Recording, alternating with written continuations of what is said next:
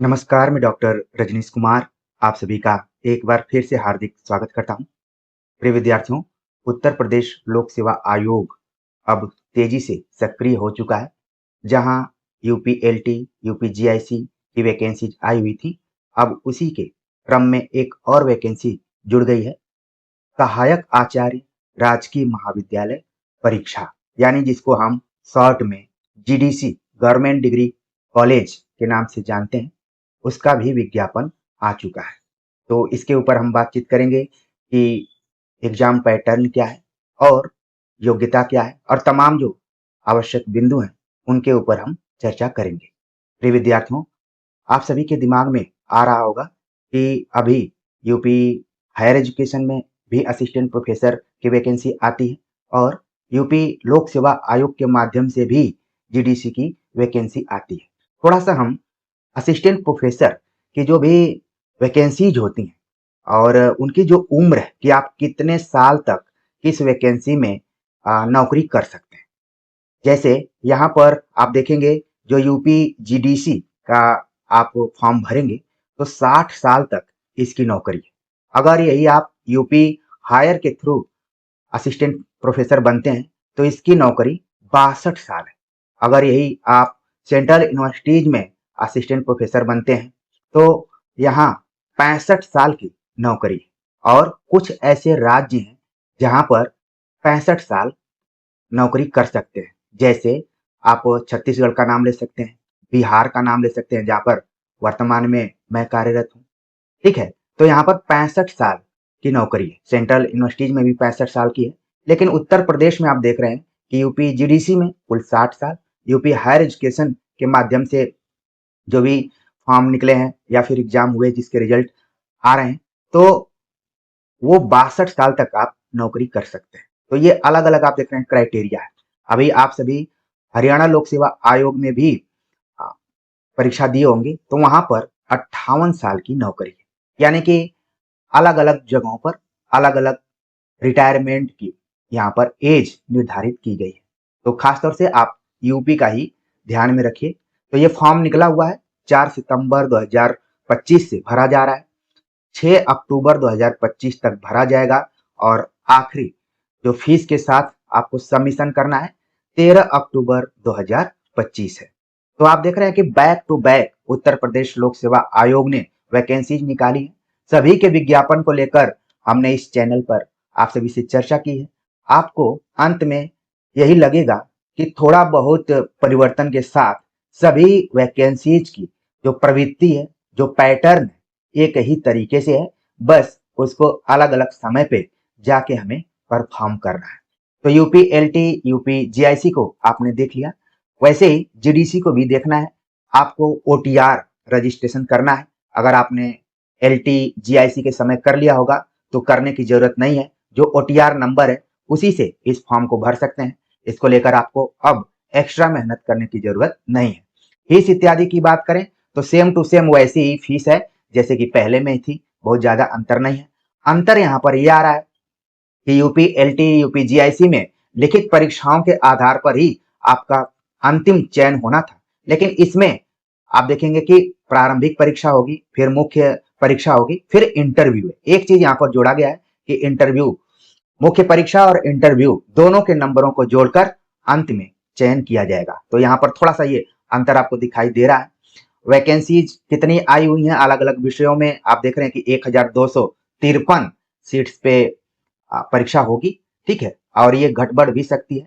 और एक चीज आप देखेंगे इसमें कि ये जो नौकरी होगी वो राजपत्रित होगी, यानी गजेटेड ऑफिसर जिसको कहा जाता है उसके रूप में होगी। आप एकदम से सरकार के जो मेन जो आप अंग होंगे, आप गजेटेड ऑफिसर होंगे। कई बार आपने देखा होगा कि फॉर्म इत्यादि सत्यापित करने के लिए गजेटेड ऑफिसर को खोजा जाता है। तो इसको लेकर भी बड़ा कंफ्यूजन होता है कि आखिरकार राजपत्रित अधिकारी कौन हो सकता है। तो राजपत्रित आप ही लोग होंगे जो यूपी जीडीसी में नौकरी करने जाएंगे। वो लोग किसी भी फॉर्म को सत्यापित कर सकते हैं, उनको एक तरीके से पावर ही कहा जा सकता है। बाकी जैसे कोई राज्य विश्वविद्यालय में है, केंद्रीय विश्वविद्यालय में है, राजपत्रित के अंतर्गत उनको नहीं रखा जाता है। ठीक है, तो ये पद की जो प्रकृति है, राजपत्रित अधिकारी, राजपत्रित के रूप में, गजेटेड ऑफिसर के रूप में।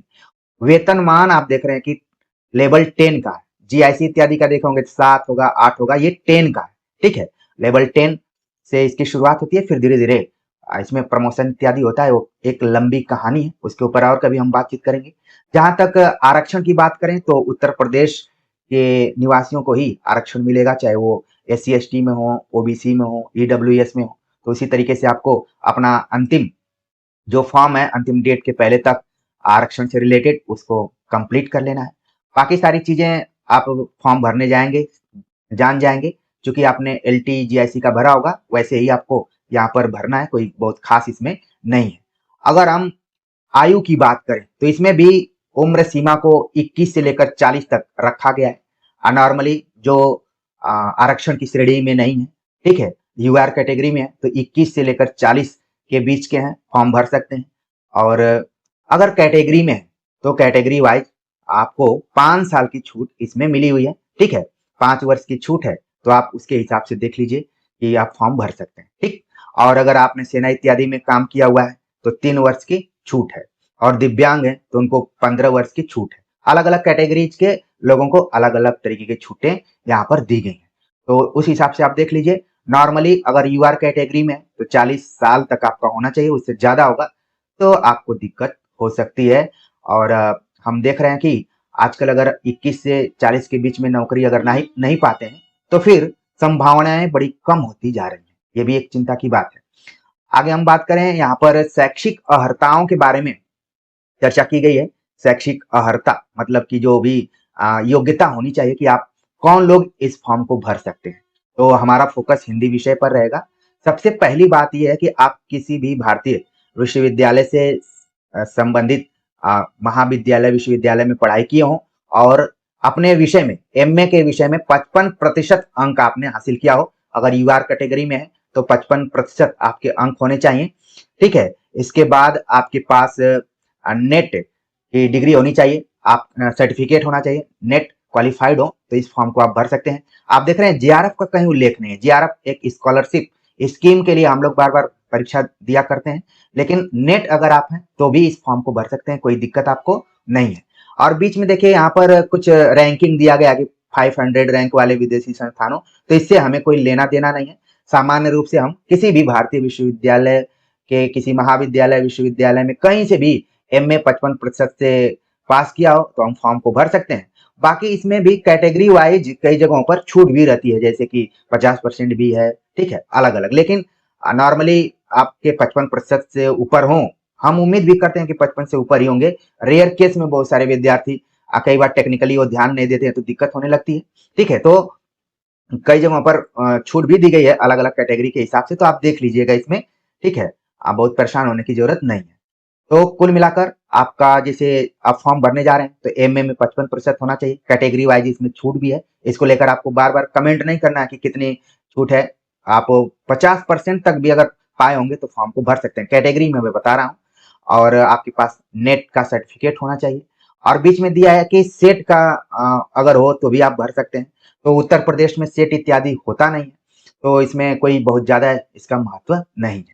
ठीक है, और यहाँ पर एक चीज और बताई गई है कि अगर आप UGC नेट 2009 और 2016 के अनुसार आपने PhD पास की हो तो आपको नेट के माध्यम से छूट भी है कि आप अगर नेट नहीं है तो PhD के आधार पर भी फॉर्म को भर सकते हैं। ये भी एक यहाँ पर है टर्निंग पॉइंट। ठीक, तो इसको ध्यान में रखना है। अगर 2009 2016 रेगुलेशन के आधार पे अभी वो सभी परीक्षार्थी बचे होंगे तो कहीं ना कहीं वो फॉर्म को भर सकते हैं। उम्मीद करते हैं कि सबके पास नेट लगभग होगा ही होगा। और अगर जो 2009 2016 के आधार पे होगा तो कहीं ना कहीं 40 वर्ष की उम्र से ऊपर भी हो गया होगा, ये भी एक फैक्टर है। तो ध्यान दीजिए, अगर जो आपके पास योग्यता है उसके हिसाब से फॉर्म आप जरूर अप्लाई कीजिए। और कई चीजें बताने से नहीं, जब आप फॉर्म भरने जाते हैं तो वहां पर ज्यादा क्लियर होने लगती है। तो योग्यता यही है कि आपके पास MA की डिग्री हो और साथ में नेट सर्टिफिकेट हो, तो आप इस फॉर्म को भर सकते हैं, आराम से भर सकते हैं। ठीक, यहाँ पर अगर हम विषय के बारे में बात करें, ठीक है, विषय कौन कौन क्या है, क्योंकि जब हम UP LT GIC के बारे में बात कर रहे थे तो उसमें संस्कृत को लेकर लफड़ा था, लेकिन यहाँ पर उस तरीके की कोई बात नहीं है। अगर आप वो करेंगे तो भर सकते हैं। हिंदी विषय से आप MA तो भर सकते हैं। हिंदी के साथ एक चीज और जोड़ा हुआ है जिसको लेकर विद्यार्थी बहुत कंफ्यूज हैं। अलग अलग आप देखेंगे कि कुछ विषय ऐसे हैं जिनसे शाखा टाइप के कुछ और विषय निकले, जैसे कि भाषा विज्ञान हिंदी का ही एक पार्ट है। आमतौर पर हम इसको सिलेबस में देखा करते हैं, लेकिन अगर बड़े बड़े विश्वविद्यालयों को देखेंगे, बीएचयू में देखेंगे तो डिपार्टमेंट आप लिंग्विस्टिक करके, जेएनयू में जाएंगे वहां भी लिंग्विस्टिक का डिपार्टमेंट है, डीयू में है, हैदराबाद में है, अलग अलग जगहों पर भाषा विज्ञान भी, इसकी भी पढ़ाई होती है। तो यहाँ पर एक बात बताई गई कि भाषा विज्ञान से जो भी विद्यार्थी एमए किए हुए हैं और सभी योग्यताओं को रखते हैं, तो वो हिंदी विषय के तौर पर फॉर्म को भर सकते हैं, हिंदी असिस्टेंट प्रोफेसर। तो यहाँ पर एक चीज को जोड़ दिया गया, जो विद्यार्थी सामान्य तौर पर हिंदी विषय से एमए किए हुए हैं उनको कोई दिक्कत नहीं, वो पूरा फॉर्म भरें, और भाषा विज्ञान वालों को भी इसमें मौका दिया गया। देखा जाए तो कंपटीशन है, और भाषा विज्ञान से लिंग्विस्टिक करने वालों की संख्या बहुत ज्यादा नहीं होती है, बहुत हम मान लें तो 100 150 हो सकती है, क्योंकि हिंदी के बराबर तो इनकी संख्या नहीं ही है। तो ये चीज आप ध्यान में रखिए। तमाम विद्यार्थियों को लग रहा था कि कहीं भाषा विज्ञान अनिवार्य तो नहीं है, अंतः संबद्ध विषय, जैसे एक उदाहरण के लिए इतिहास दिया गया है, तो कई बार लोग प्योर इतिहास से पढ़ाई करते हैं, कई बार आधुनिक मॉडर्न हिस्ट्री से, मिडुअल हिस्ट्री से, एंशिएंट हिस्ट्री से, आर्कियोलॉजी से पढ़ाई करते हैं। ठीक है, तो ये सभी इतिहास में फॉर्म भर सकते हैं। उसी तरीके से हिंदी के साथ भी है कि अगर कोई भाषा विज्ञान से भी पढ़ा है तो भी वो फॉर्म को अप्लाई कर सकता है, कोई दिक्कत नहीं। तो विषय को लेकर भी आपका यहाँ पर कंफ्यूजन दूर हो गया होगा।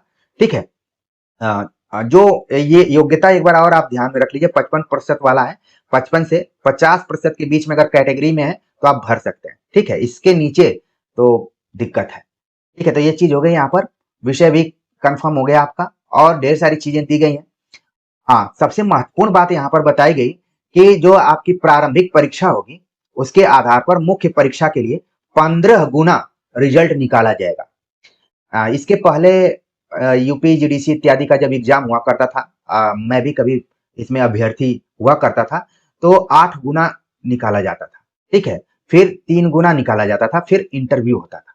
उस जमाने में इस तरीके से लंबे चौड़े आधार पर एग्जाम नहीं होता था, एक एग्जाम होता था, उसी के आधार पर 8 गुना रिजल्ट आता था। फिर इसके बाद वेरिफिकेशन के लिए डॉक्यूमेंट भेजा जाता था, फिर 3 गुना बुलाया जाता था, फिर इंटरव्यू होता था और चयन हो जाता था। लेकिन इस बार क्या किया कि प्रारंभिक परीक्षा के आधार पर मुख्य परीक्षा हेतु रिक्तियों के 15 गुना रिजल्ट निकाला जाएगा। जैसे मान लीजिए आपके विषय में 87 सीट है, तो 15 गुना रिजल्ट आएगा मेंस का, यानी कि 1305 विद्यार्थी उसमें से सेलेक्ट होंगे, मेंस के लिए क्वालिफाई होंगे, फिर वो मेंस में बैठेंगे। यानी कि एग्जामिनर को 1305 कॉपी को चेक करना पड़ेगा। इसके बाद 3 गुना रिजल्ट घोषित किया जाएगा, फिर इंटरव्यू होगा। 3 से 4 गुना इस तरीके से बुलाया जाता है, ये आयोग के ऊपर निर्भर है। ठीक, तो ये चीज भी आपको ध्यान में रखना है कि जब आप तैयारी कर रहे हैं तो पहला प्रयास हो कि 15 गुना में आपका नाम आ जाए।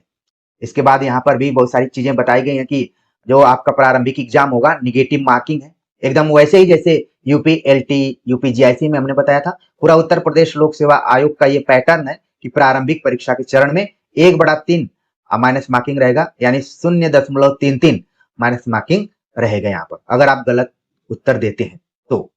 ठीक, इसके बाद यहाँ पर बताया गया कि जब आप प्रारंभिक परीक्षा में बैठे या फिर मुख्य परीक्षा में बैठे तो यूआर कैटेगरी में आपको 40% लाना है और अन्य कैटेगरी में 35% लाना ही लाना है, तभी आप अगले चरण में जा सकते हैं। इससे कम अगर आता है तो आपका दावा एकदम से खत्म हो जाता है। बाकी वो तो फिर कट ऑफ बनेगी उसके आधार पर। 15 गुना में अगर आप आते हैं तो मेंस में जाएंगे, और फिर उसके बाद 3 गुना में आएंगे तो इंटरव्यू के लिए जाएंगे। तो ये सारी चीजें यहाँ पर मोटे तौर पर आपको ध्यान में रखना है। अब हम बात कर लेते हैं कि जो परीक्षा का जो पैटर्न, तमाम चीजें यहाँ पर दी गई हैं, परीक्षा के पैटर्न को देखना बहुत ज्यादा जरूरी है। परीक्षा योजना जो दी गई कि प्रारंभिक परीक्षा में एमसीक्यू पर आधारित एग्जाम लिया जाएगा। एक प्रश्न पत्र होगा, प्रश्न पत्र में कुल 120 प्रश्न होंगे, जिसमें से 30 प्रश्न जीएस के होंगे और 90 प्रश्न बताया जा रहा है कि आपके सब्जेक्ट के होंगे। ठीक है, 90 प्रश्न आपके सब्जेक्ट के होंगे यहाँ पर। और गणित विषय के लिए बताया गया कि केवल गणित विषय के लिए बताया गया कि 70 प्रश्न होंगे। कुछ गणित विषय के लिए यहाँ पर अलग ढंग का है, लेकिन अन्य जो विषय हैं उनका जो रेशियो यहाँ पर है 30+90। ठीक, तो 30+90 120 हो जा रहा है। तो 120 प्रश्न रहेंगे और उसमें से 30 जीएस के रहेंगे, 90 आपके सब्जेक्ट के रहेंगे। कुल नंबर रहेंगे 150 150 नंबर की परीक्षा होगी 120 क्वेश्चन के आधार पर। 2 घंटे का एग्जाम पेपर होगा और नोट में दिया गया कि अगर प्रथम चरण की प्रारंभिक परीक्षा में उत्तीर्ण होंगे तभी आप मुख्य लिखित परीक्षा में सम्मिलित हो पाएंगे। उत्तीर्ण का मतलब वही जो 40 से 40% और 35% है, इतना आ जाता है तो ठीक है। फिर इसके बाद 15 गुना में अगर आ रहे हैं तभी आप मेंस के लिए जा सकते हैं। मान लीजिए ढेर सारे विद्यार्थी 40% ला दिए, 35% ला दिए, जितना भी नीचे जाएगा उतना ही संख्या बढ़ती जाएगी। तो यहाँ पर ध्यान रखना है कि 15 गुना में भी आना जरूरी है। ठीक है, तो आप मेंस में जाएंगे और मेंस की जो योजना है, परीक्षा योजना, उसको भी समझना बहुत जरूरी है। इसमें बताया कि प्रश्न पत्र का जो प्रकार होगा परंपरागत होगा, यानी कि उत्तर प्रदेश लोक सेवा आयोग द्वारा जो मुख्य परीक्षाएं कराई जाती रही। हालांकि जीडीसी में पहली बार इस तरीके की परीक्षा होने जा रही है, लेकिन परंपरागत ढंग का मतलब जो मेंस इत्यादि पहले हुआ करता था उसी टाइप का पेपर रहेगा। प्रश्न पत्र एक ही होगा। उस प्रश्न पत्र में कुल 20 सवाल होंगे। 10-10 का यहाँ पर रेशियो बनाया गया है और पूर्णांक 200 अंकों का होगा, जिसमें 80 प्लस 120 यहाँ पर बताया जा रहा है। ठीक है, 80 प्लस 120 नंबर का एग्जाम होगा, यानी कि 10 क्वेश्चन जो रहेंगे वो 8-8 नंबर के रहेंगे और 10 क्वेश्चन जो रहेंगे वो 12-12 नंबर के रहेंगे। ठीक है, और समय जो है वो 3 घंटे का होगा। ठीक है, 3 घंटे में 20 क्वेश्चन को लिखना है। जब मैं इसको देख रहा था तो मुझे लगा कि यूपीएलटी, यूपीजीआईसी से थोड़ा सा आसान ये है। ठीक है, 3 घंटे में 20 क्वेश्चन लिखना है और 2 ही तरीके के हैं, या तो 10 क्वेश्चन 8 नंबर के रहेंगे और 10 क्वेश्चन 12 नंबर के रहेंगे। तो उसके आधार पे आपको मेंस में जाकर लिखना है। और बांटा भी गया है खंड अ और खंड ब। खंड अ के अंतर्गत लघुत्तरीय प्रश्न रहेंगे, जिनकी शब्द सीमा 125 शब्दों की होगी और 8 प्रश्न रहेंगे 10-10 नंबर के, तो 80 नंबर हो गया। और फिर खंड ब में 10 प्रश्न रहेंगे, जिनको दीर्घ उत्तरीय प्रश्न कहा गया और जिनके शब्दों की सीमा रहेगी 200 शब्दों की सीमा, और ये 12 नंबर के रहेंगे, यानी 120 हो गए, यानी टोटल 200 नंबर का मेंस होगा। ठीक, इसके बाद कहा गया कि पाठ्यक्रम तो दिया ही गया है, प्रारंभिक परीक्षा और मुख्य परीक्षा का एक ही है पाठ्यक्रम, लगभग लगभग क्या है ही पूरा। और इसके बाद अगर आप क्वालिफाई हो जाते हैं मेंस को, तो इंटरव्यू में आपको जाना पड़ेगा, जहां पर 25 नंबर का इंटरव्यू होगा। बहुत अच्छी बात यहाँ पर बताई जा रही है। जब भी जीडीसी के इंटरव्यू की बात आती है तो हम लोगों का जब समय था तो उस समय 50 नंबर से ऊपर का ही इंटरव्यू हुआ करता था। समझ में नहीं आता था कि जो चयन है उसका प्रतिमान क्या हो सकता है। ठीक है, मुझे याद आता है कि उस जमाने में 120 क्वेश्चन उस समय भी हुआ करते थे 150 में। हमारा कई बार 132, 135 इस तरीके से नंबर हुआ करता था, लेकिन इंटरव्यू इत्यादि में चयन कैसे हो जाता था अभी तक मुझे पता नहीं चला। लेकिन इस बार आपको ये पूरा समझ में आ जाएगा। जितना अच्छा नंबर आपका मुख्य परीक्षा में होगा और फिर इंटरव्यू का बहुत कम नंबर है, ठीक है ना। तो 25 नंबर है और इसमें भी निर्धारित रहता है कि 9 नंबर देना है, 18 नंबर देना है, इस टाइप से भी बनाया गया है, ठीक है ना। तो उस चीज को आगे कभी हम डिस्कस करेंगे। तो ये इसका पूरा पैटर्न रहा है कि एग्जाम कैसे होगा। तो अपेक्षाकृत यूपीएलटी, यूपीजीआईसी के अपेक्षाकृत मुझे थोड़ा सा असिस्टेंट प्रोफेसर का इजी लग रहा है, आसान लग रहा है। आप लोग भी कमेंट कीजिए कि हाँ, इसका जो पैटर्न है किस टाइप का आपको लग रहा है। लेकिन वही विद्यार्थी फॉर्म को भर सकते हैं जो ऑलरेडी एमए कर चुके हैं और नेट क्वालिफाइड हैं, वो इस फॉर्म को भर सकते हैं, कोई दिक्कत नहीं है। हाँ, आपकी तैयारी कैसे हो, आपके मन में ये प्रश्न जरूर आ रहा होगा। तो प्रिय विद्यार्थियों, हमने यूपीएलटी, यूपीजीआईसी के दृष्टिकोण से पढ़ाना शुरू कर दिया है। अब आपको उसी में यूपीजीडीसी जोड़ लेना है और पढ़ना है, क्योंकि एक व्यक्ति एक से अधिक परीक्षाओं की तैयारी कराने में उतना सक्षम नहीं हो सकता है। लेकिन जब रास्ता एक ही है, किसी को थोड़ा सा दूर चला जाना है, किसी को पहले उतर जाना है, ठीक है, तो जाना है उसी रास्ते से। तो जब आपको रास्ता बता दिया जाए तो फिर आप अपने से भी बहुत कुछ कर सकते हैं। कहने का मतलब ये है कि आगे के वीडियो में हम सिलेबस पर आप सभी से चर्चा करेंगे, तो आपको खुद ब खुद ये महसूस होने लगेगा कि जो यूपीजीडीसी, जीआईसी इत्यादि में हम पढ़ रहे हैं वही लगभग असिस्टेंट प्रोफेसर में भी पढ़ना है। और कुछ जो नई चीजें होंगी उन पर हम अलग से भी बात करेंगे पाठ्यक्रम के अनुसार।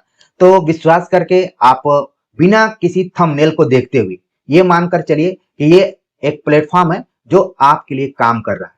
वैसे तो सही मायने में कहूं तो जितनी भी शिक्षक भर्तियां हैं सभी के दृष्टिकोण से ये चैनल महत्वपूर्ण है, लेकिन वो है आपके मतलब आत्मीय लगाव और जो भी विश्वास है उसके ऊपर निर्भर करता है कि आप कितना चीजों को समझ पा रहे हैं। कई बार क्या होता है कि हम सही सही बातों को जल्दी से नहीं समझ पाते हैं, जब तक ये भ्रमित करने वाली बात न की जाए। जब लगता है कि कोई भ्रमित करता है तब लगता है कि हाँ ये व्यक्ति सही बता रहा है। जब हम सही सही बता दें आपको कि आप में ही वो क्षमता है, थोड़ा सा आपको कोई गाइड करे तो आप निश्चित तौर पर सफलता तक पहुंच सकते हैं। तो आपको लगेगा क्या सफल होना इतना इजी है, हमने ना कोई कोर्स खरीदा, ना भाग दौड़ की, घर बैठे बैठे नौकरी मिल जा रही है। ये रास्ता नहीं हो सकता है जब तक हमें कोई ठगे ना, जब तक हमें कोई धोखा हमारे साथ न करे, तमाम लुभावने वादों को पूरा न करे, तब तक कैसे माना जाएगा कि हमने संघर्ष किया।